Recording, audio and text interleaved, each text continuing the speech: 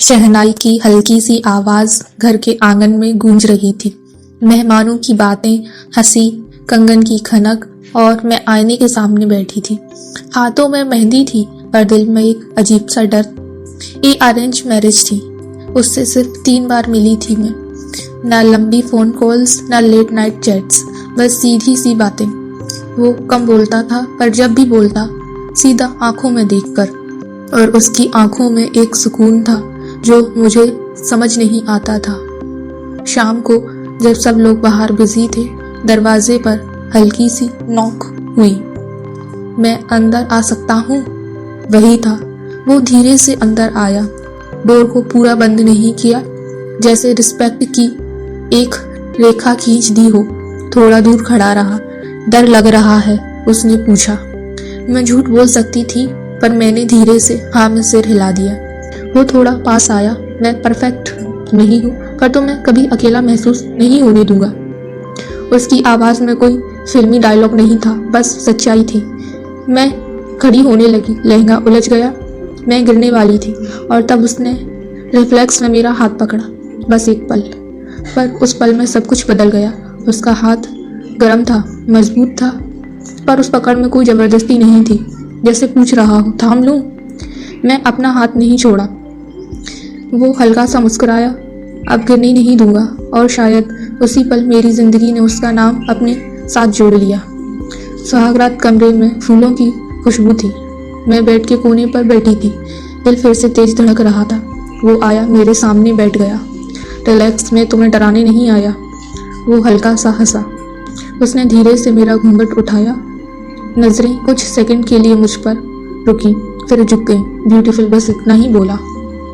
उसने मेरा हाथ अपने हाथ में लिया, मेहंदी पर उंगली घुमाते हुए पूछा, इसमें मेरा नाम ढूंढना था तुम्हें? मैंने हल्का सा मुस्कुराकर हाँ कहा। वो थोड़ा और पास आया पर रुक गया। मैं जल्दी में नहीं हूँ, पहले दोस्त बनेंगे, प्यार अपने आप हो जाएगा। उस रात उसने मुझे सिर्फ अपनी बाहों में सुलाया। न जल्दी न प्रेशर, सिर्फ उसकी धड़कन और मेरी सांसें उसमें घुलती हुई। तब मुझे समझ आया, रोमांस शोर नहीं करता, रोमांस सुकून देता है। शादी के कुछ हफ्तों बाद एक सुबह तेज बारिश हो रही थी। मैं बालकनी में कॉफी लेकर खड़ी थी। वो पीछे से आया, बिना कुछ कहे मेरा हाथ पकड़ लिया। ठंड लग रही है, उसने कहा, पर उसका हाथ खुद गर्म था। उस दिन जब तुम गिरने वाली थी, वो धीरे से बोला। मैं सच में डर गया था। क्यों? मैंने पूछा। क्योंकि शायद तब तक तुम मेरी जिम्मेदारी नहीं, मेरी आदत बन चुकी थी। उसने मेरी जुल्फों को साइड किया और पहली बार मेरे माथे पर एक लंबा सा किस दिया। मुझे लगा दुनिया वहीं रुक जाए।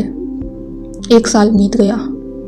एक दिन डॉक्टर के कैबिन में बैठी थी मैं। हाथ में रिपोर्ट थी और दिल बहुत जोर से धड़क रहा था। कॉन्ग्रेचुलेशंस, डॉक्टर ने मुस्कुराकर कहा। मैं माँ बनने वाली थी। शाम को जब वो घर आया, मैंने चुपचाप रिपोर्ट उसके हाथ में रख दी। वो पहले समझा नहीं, फिर जब समझा, उसकी आंखों में जो चमक थी वो मैं कभी नहीं भूल सकती। वो मेरे सामने घुटनों के बल बैठ गया, दोनों हाथों से मेरा हाथ पकड़ा, अपने माथे से लगा दिया। सच में उसकी आवाज़ हल्का सा काँप रही थी। मैंने हाँ कहा। उसने धीरे से मेरा पेट छुआ, जैसे किसी नई दुनिया को महसूस कर रहा हो। अब तुम दोनों मेरे हो, वो मुस्कुराया। उस दिन के बाद वो और भी ज़्यादा केयर करने लगा। सुबह नींबू पानी बनाना, रात को चेक करना कि मैं ठीक हूँ या नहीं, बिना वजह मेरा हाथ पकड़ लेना। एक रात में डर गई, मुझे डर लग रहा है। वो तुरंत पास आया, बिल्कुल वैसे ही मेरा हाथ पकड़ा जैसे पहली बार पकड़ा था। जब तक मैं हूँ तुम्हें कुछ नहीं होगा। और उस रात मुझे लगा प्यार बस इसी एहसास का नाम है। 9 महीने बाद हॉस्पिटल के रूम में दर्द में थी। वो मेरा हाथ पकड़े खड़ा था। उसकी उंगलियां थोड़ी कांप रही थी पर पकड़ मजबूत थी। बस थोड़ा सा और, वो बार बार कह रहा था। और जब हमारी बेटी की पहली रोती हुई आवाज़ गूंजी, वो रो पड़ा। उसने मेरी तरफ देखा, आंसू भी थे, मुस्कान भी। थैंक यू, उसने धीरे से कहा। मैं कमज़ोर सी मुस्कुरा कर बोली, अब छोड़ोगे तो नहीं ना? वो हंसा और मेरी उंगली और टाइट पकड़ ली। अब तो 3 लोगों का हाथ पकड़ा है। आज भी जब हम बालकनी में खड़े होते हैं, एक हाथ में हमारी छोटी सी बेटी और दूसरे में मेरा हाथ, मुझे वही पहला पल याद आता है जब मैं गिरने वाली थी और उसने मुझे संभाल लिया था। शायद उस दिन सिर्फ मैं नहीं, मेरी पूरी ज़िंदगी उसने थाम ली थी और तब से आज तक उसने मेरा हाथ कभी नहीं छोड़ा।